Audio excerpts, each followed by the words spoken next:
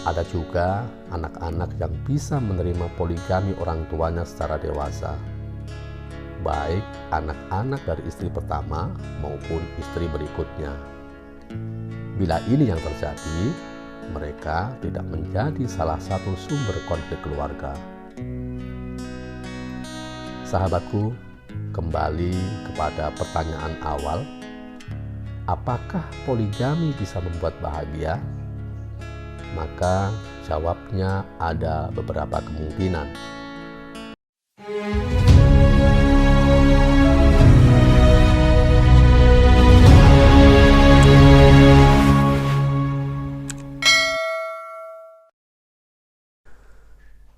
Assalamualaikum warahmatullahi wabarakatuh.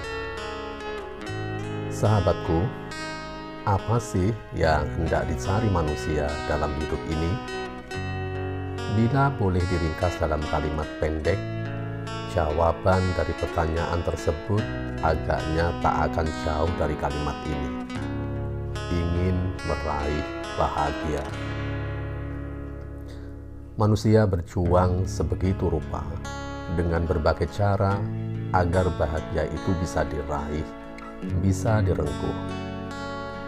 Apakah perjuangan itu kemudian berhasil sepenuhnya, berhasil sebagian, atau bahkan gagal total? Itu urusan yang berbeda. Alasan itu pula barangkali yang melatar belakangi para lelaki yang melakukan poligami. Mungkin dalam bayangan mereka, bila punya satu istri saja bisa bikin senang, apalagi bila 2, 3, dan seterusnya. Itu kenapa banyak dari mereka yang begitu bersemangat agar bisa menambah istri. Bahkan tak sedikit yang harus melakukannya dengan sembunyi. Betulkah seseorang bisa bahagia dengan berpoligami? Tentu jawaban dari pertanyaan tersebut tidak tunggal. Mengapa? Karena urusan bahagia itu tidak sederhana. Bila ada orang yang menyebut bahagia itu sederhana, sambil unggah foto atau video selfie ini dan itu, ada 2 kemungkinan. Pertama, dia sudah tahu cara bahagia versi dia. Kedua, dia sedang menghibur diri dan sedang tidak baik-baik saja. Kembali pada persoalan poligami. Poligami ini melibatkan beberapa pihak. Suami sang pelaku poligami, para istri yang dipoligami, juga anak, baik yang lahir sebelum atau selama poligami. Artinya, bila kita bertanya tentang poligami dan kebahagiaan, tentu perlu diperjelas kebahagiaan siapa yang sedang kita bicarakan. Kebahagiaan suamikah, para istri, para anak, atau kebahagiaan bersama? Nah, sahabatku, sebelum menjawab pertanyaan-pertanyaan tersebut, ada baiknya kita ulas apa yang terjadi setelah pernikahan poligami dimulai. Yang pertama, dari sisi suami. Bila sebelum poligami, tugas dan tanggung jawab suami hanya pada satu keluarga, maka setelah poligami, tugas dan tanggung jawab itu bertambah pada keluarga barunya. Kewajiban ini tentu terkait dengan persoalan nafkah, baik lahir maupun batin, tanggung jawab pendidikan dan perlindungan, juga tanggung jawab secara spiritual. Tentu dalam mengemban amanat ini akan sangat tergantung pada kemampuan personal masing-masing suami. Suami yang hebat boleh jadi mampu menjalankan tugas dan tanggung jawab ini dengan semestinya. Suami mampu berlaku adil kepada para istri dan anak-anaknya. Dia bisa memperlakukan secara proporsional antara istri pertama dan istri kedua, atau bahkan ketiga maupun keempatnya. Setidaknya pada hal-hal yang bisa terukur seperti finansial, waktu, dan sejenisnya.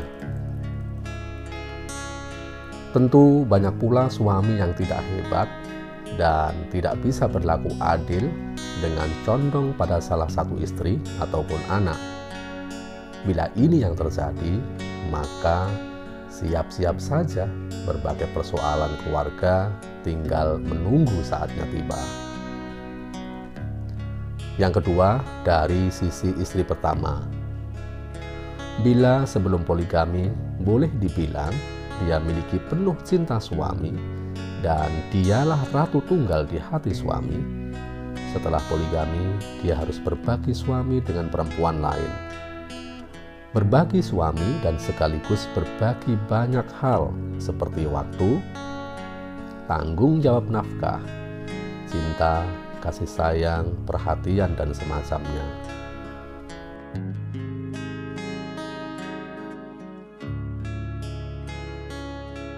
Yang pasti juga, dia tidak lagi menjadi satu-satunya ratu di hati suami.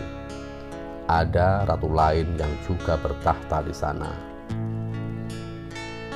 Bila istri pertama mampu menerima ini dan tidak menganggap sebagai permasalahan besar, itu artinya perjalanan rumah tangga besar kemungkinan akan baik-baik saja.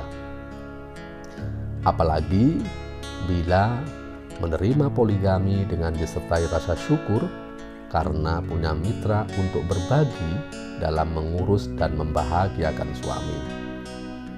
Masalahnya tentu jadi sangat berbeda bila istri pertama menyikapi poligami ini dengan terpaksa dan menganggap istri kedua dan seterusnya sebagai seteru.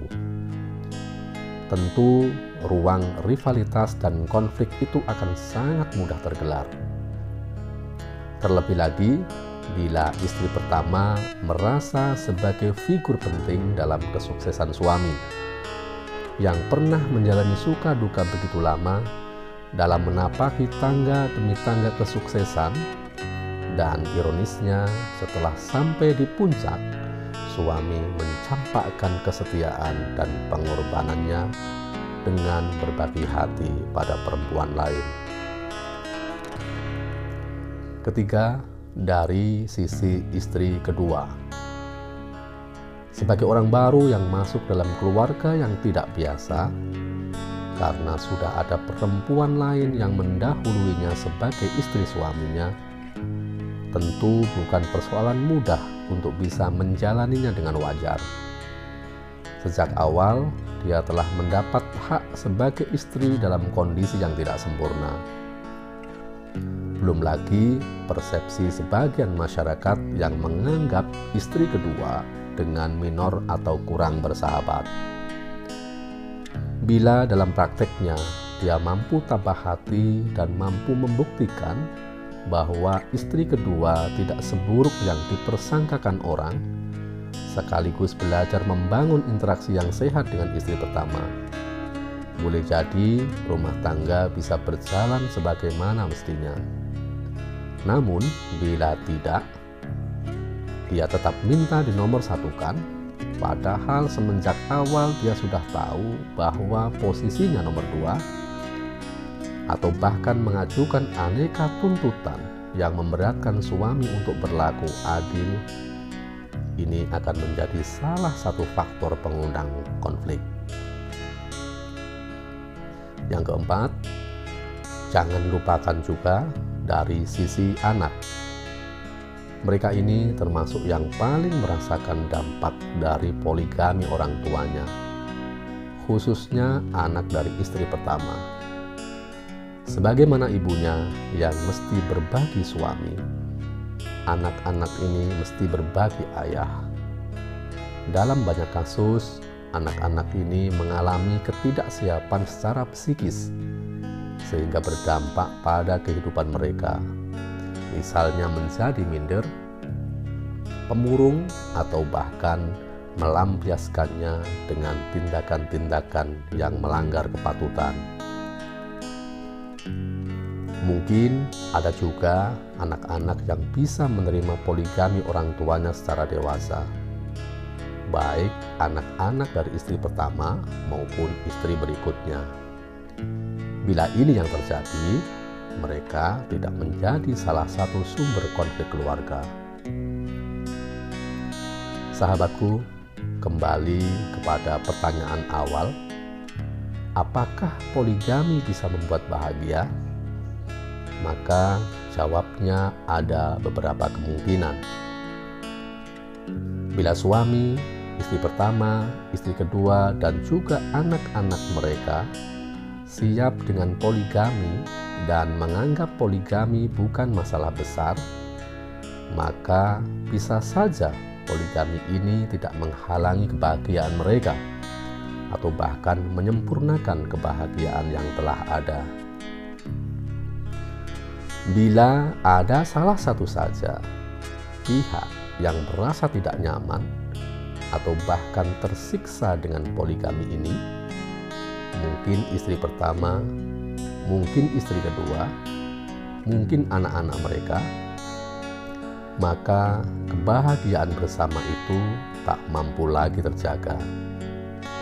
Mungkin ada pihak yang merasa bahagia, namun di atas derita yang lain. Bila ini yang terjadi, sebenarnya ini adalah cara bahagia yang sangat kejam. Karena bahagia di atas derita orang-orang yang harusnya dijaga, dicinta, dan dibahagiakan. Sekali lagi, sahabatku, poligami ini melibatkan banyak pihak.